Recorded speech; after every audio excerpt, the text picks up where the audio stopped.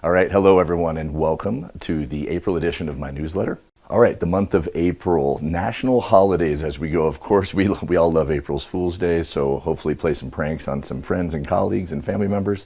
And of course, we've got Easter on April 20th and Earth Day on April 22nd. It's interesting how many obscure holidays go in every month. And one that I found was especially hilarious was April 7th happens to be both World Health Day and National Beer Day.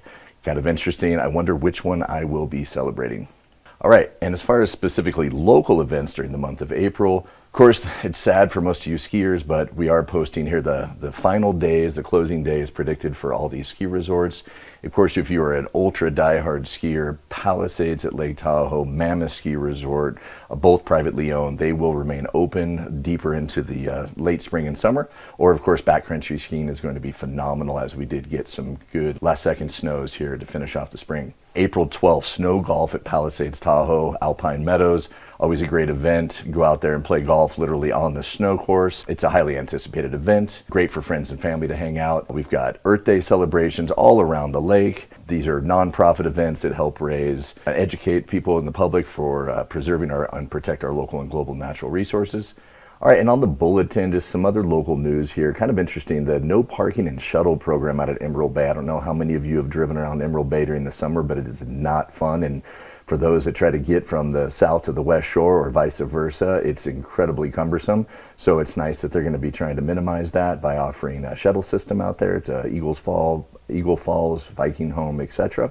All right, Athletics Gym, donating gym memberships to the city's fire department. I guess what this has to do with is space limitations and challenges posed by exhaust fumes with fire apparatus for local fire stations. So they've opened it up to 42 standard gym memberships for the entire year for South Lake Tahoe Fire Department. Very cool.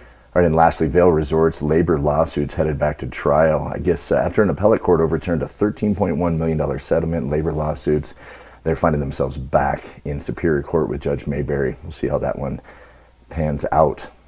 All right, in the style spotlight this month, you're going to look at 2024 interior design trends that supposedly you're going to see everywhere in 2025. This just happens to be with refreshing bedrooms, kitchens, living rooms, etc. So take a look at that. Okay, moving on to Market Matters. These are just general real estate updates. We've got a smattering of information here that you can check out, but generally speaking, nationwide, the U.S. economy is obviously experiencing heightened volatility due to ongoing inflation concerns, fluctuating interest rates, and global market uncertainties, to say the least. And that makes this extra difficult time to predict, with geopolitical tensions adding to that uncertainty. However, locally, we're actually seeing a fairly strong market. I would still call it neutral at this point because of high interest rates, but because of limited inventory, we actually start to see the pendulum swing a little bit more towards the seller's side.